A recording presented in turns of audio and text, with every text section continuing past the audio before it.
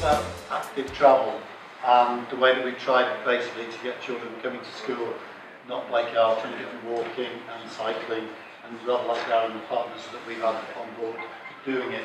Just in terms of why we wanted to develop this, a couple of reasons. One is massively in terms of the wellbeing agenda.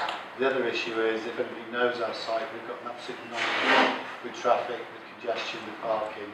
So there's, in terms of increasing children's activity and all the associated benefits of active journeys, we're also trying to do something about congestion outside school, and also a major issue, trying to raise awareness of children's local environment and their safety as well. So some of it's sport related, some of it's social, but all linked in with the wellbeing agenda there.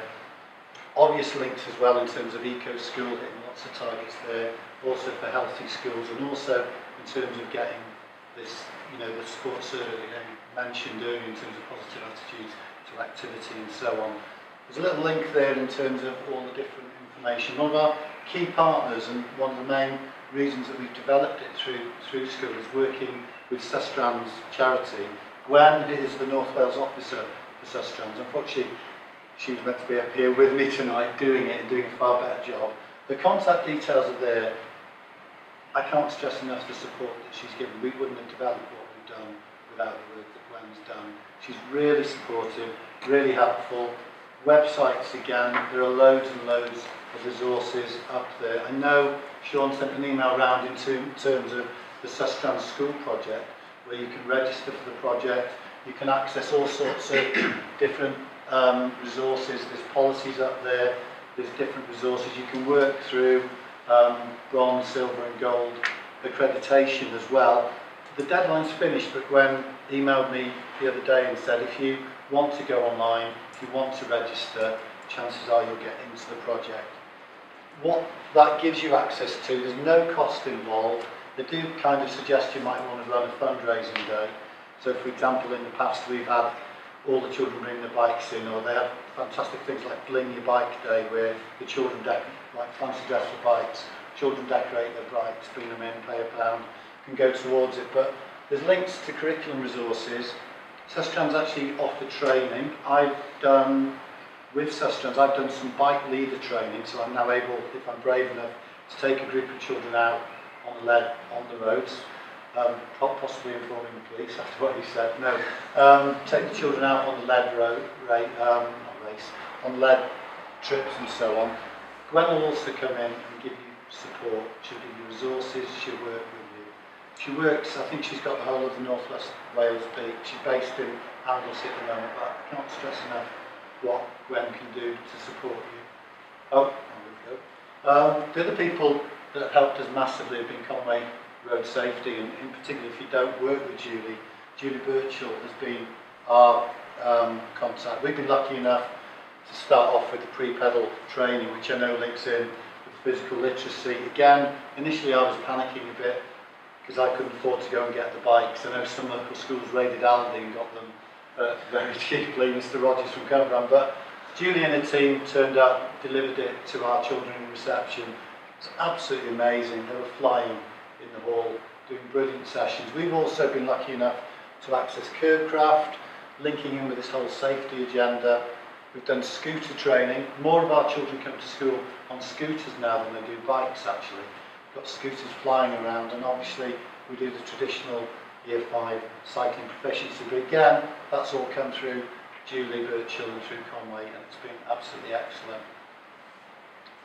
What we're doing now at Ysgol Llanddulas and what Active Journeys involves for us is we've got several things going on. We've got a Walk It Really Wednesdays where we encourage the children to come in. We've got a Bike It crew of children that we elect every year, so we're involving children in decisions about things. The children collect data, so there's obviously links there. We go around and we record it. I've left my golden lock in there. Sorry, this is we started this on Gwen's advice now. I didn't want to walk in with it in case I got some funny looks. But the golden lock has become very, very popular in school, and all we do is the biking crew go and put this on a scooter, they go and put this on a bike, and the children get a prize. So they come, whoever's got the lock comes running in full of excitement, other children let us know, they literally get a prize for it. Gwen, we're still working our way through the prizes that Gwen provided us with. So we do that on the Wednesday with the Golden Padlock.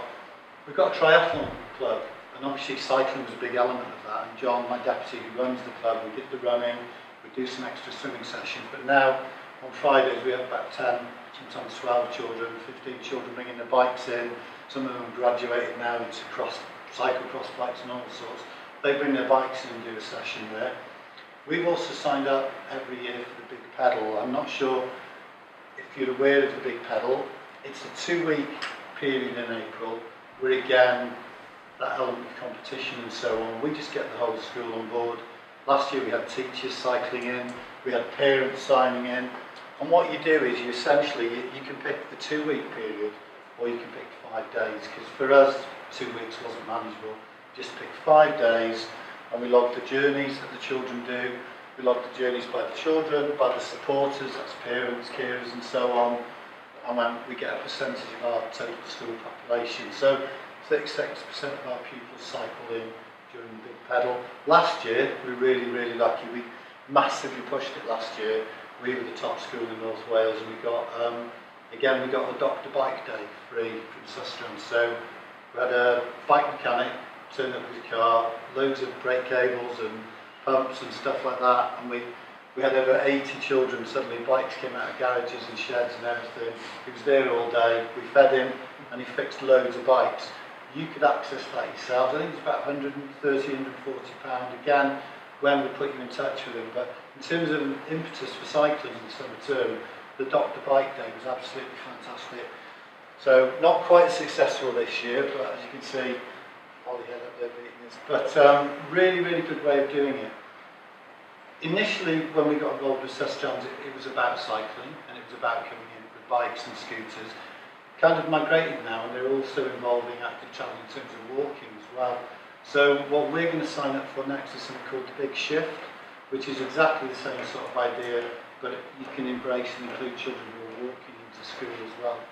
So what it's hopefully doing is encouraging active attitudes amongst the children, making sure that they're getting into school alert and a bit more active and so on.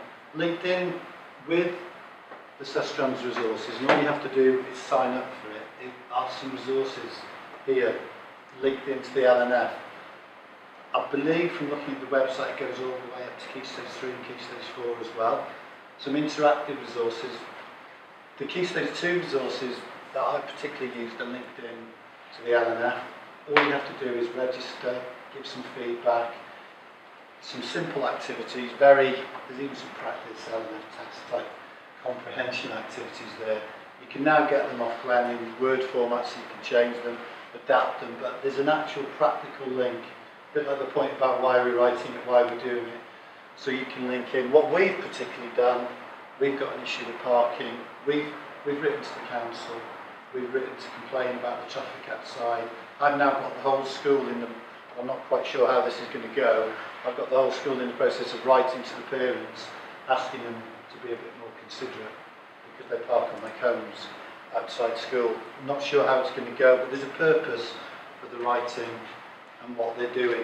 Also, massive amounts of data that the children can use, and those very obvious practical LNF links. Sustrans will give you posters and stuff like that as well that you can display around school. One of the other links in with this has been the Safer Routes to School agenda as well. And I believe there's an active travel act now that compels councils to consult with local communities about how children get to school. Gwen came in with our children, did a fantastic workshop where she spoke to the children about what they felt about their journeys to school. We've got over 35% of our children who are out of catchment, who drive from Abergele, from Towyn, from Colwyn Bay, come to our school. What we've started seeing now is they actually park down by the pub, if you know Llanddulas, and they're actually walking up the hill. Some of them are putting bikes in the back of the car. You know, I'm not expecting them to come along the A55, but at least an element of that journey now is walking, even if they're walking up the hill and so on. So we've actually had parents commenting about the state of the roads, talking about traffic measures. We've given all that to Gwen, who's taking that on to Conwy Conwy Council, and we're still waiting in terms of some sort of feedback. But in terms of those, you know, community involvement and decision making, in terms of those very explicit Aston links, for us it was very powerful, but hopefully as well it'll make the children safer and more aware of what they're doing. In terms of impact and what it's all about, essentially, we've got increased levels of walking and cycling in school. That's data that my biking crew are putting together for me to put in to my self-evaluation. Hopefully it's part of the building positive attitude in terms of the school sports survey. Massive involvement now in terms of pupil engagement. Do they want a blingy bike day? Do they want something to add on to Wheel It Walk It Wednesdays? And so on. There's obviously those links there, but just looking at the Aston Wellbeing agenda, the work we're doing in terms of cycling kind of fits all of those. It feeds into all of those, but perhaps the most important thing I should have put there, it's about the fun. Children actually enjoy coming in on the bike. Sometimes I'm there grumpy by the door saying don't ride your bike in school, put your helmet on. A couple of important safety things like that. I mean, maybe we might be brave enough and look at maybe getting bikes in and having something around the school field. But just to go back to my original point, if you want to start, we started from nothing, and we just got a bike shed that was there, some funding, and a couple of random scooters chucked in the corner. We got in touch with Gwen, and she kind of launched it. She came up with the ideas, she came up with the resources, she engaged with the children, and that was essentially the impetus for us, but it was certainly worth it, and the children